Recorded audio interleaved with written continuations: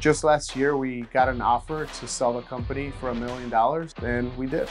We started our company with only $5,000. This year, we're on track to hit $1 million. Our first year in business, we did almost $500,000 in revenue. We've grown over 35%.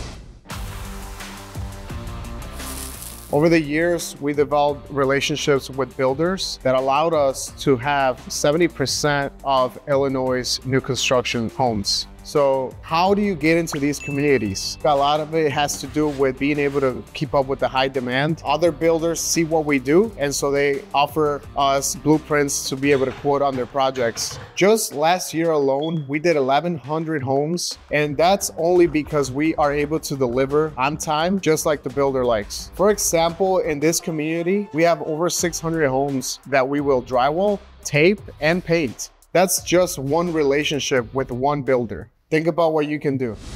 Networking is key when it comes to any business. Basically, we went to the HBA, which is the Housing and Building Association here in Colorado Springs. They're also a national organization, and we started networking. And we were able to get in with a couple of builders. We were able to get a couple of quotes that we could put out. That's a good place to start if you want to get in with some folks who know what they're doing. They love using their own members.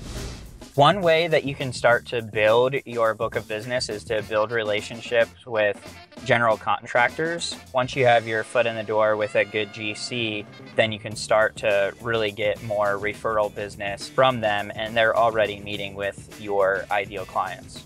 One of the best things that you could do is join your local BNI chapter, which is Business Network International. This is a place where business owners are going to come together. They're going to share about their businesses and share leads and referrals. There are other similar networking groups that you can join, like the Chamber of Commerce, the Rotary Club. Maybe look in your local area and see if there's a local free event that you can be a part of where business networking takes place.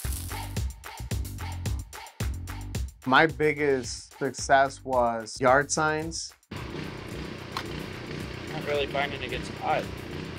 So you can get yard signs made depending on whether you're going to get one side or two side for probably anywhere between $1 to $2 per sign. As an entrepreneur, you've got to get crafty and think of some creative ways to maybe minimize your costs. These yard signs were actually made by Sherwin-Williams.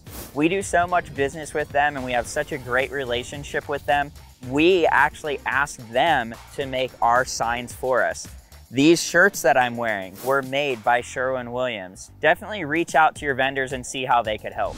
We hit marketing pretty heavy in March and April, and we'll dial it back in October. Our budget will probably go up to about $2,000, $6,000 at a height. We also hit Facebook heavy. Older people like Facebook, and usually those are the ones that are painting. We also advertise with the Apartment Association right now. We've hit your home magazines in the area. From time to time, they become too saturated. It doesn't give us any edge if there's 7 paint companies listed in the same home mag.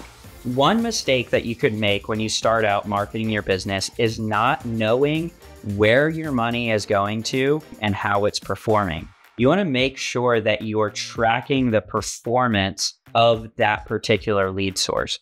For instance, we had a radio contract and we thought that was going to be great for us. It was a 12-month thing. We thought we could hit it. It was a $15,000 for the year. And after 6 months, we weren't getting anything. For whatever reason, it didn't happen. So that is a mistake that we made. But we were thankfully able to pull it back because we were tracking it. We saw that it wasn't working. Put your money what's working and take back from what's not. And use your numbers. Don't just use your heart. Use your numbers. A good way to determine how much you're going to spend on your marketing is to determine how much revenue that you want to make. Spend anywhere between 5 to 10% of that revenue on your marketing. If you want to kind of scale back, then you might be down in that 3 to 5% range. But that's a good starting place for how much you want to invest. Right now, on average, we spend anywhere between $4,000 to $6,000 on our marketing per month. Yes, there's always going to be room for upselling. I'm not just doing this patch because now we have to paint the ceiling, right? Almost every project that we deliver for the builders is a stock white home. We have developed a new move-in ready package for the homeowners that want to have color in their walls. We offer interior painting, exterior painting, epoxy coatings. We started doing things like epoxy because I know that my husband and my son who work with us as well, they're a lot more artistic, and sometimes when they're just painting the wall, it's not nearly as fun. It's great to have my family with me, around me all the time. Now I'm going to use the Ligari effects to put some drips all around here, make it a nice contrasting color, but not taking away from the overall aesthetic. And let's see how this goes.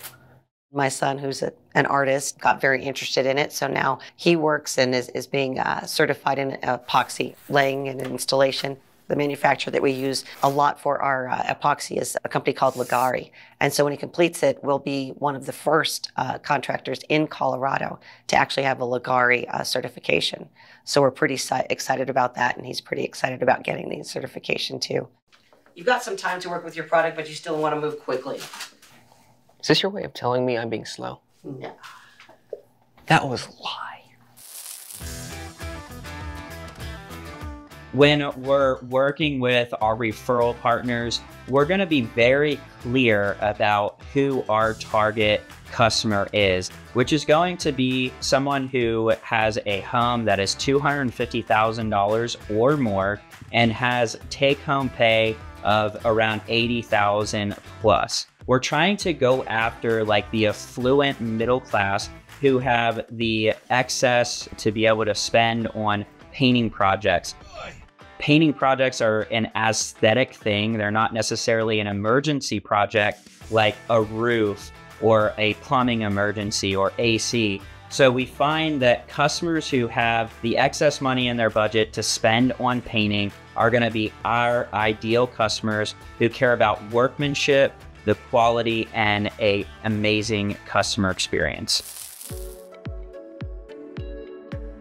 At Color to Color, one of the things that really sets us apart from other painters is that we've decided that we're going completely paperless. We're using technology, especially Jobber, to make sure that we have a smooth workflow from the time we give our quote all the way through the time that we do our invoicing.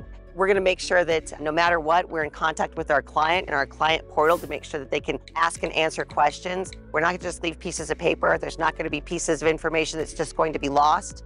They're a challenge, I think, when we first started, people taking us seriously. You know, we put in our ads now that, yes, we are woman-owned because we're very proud of it.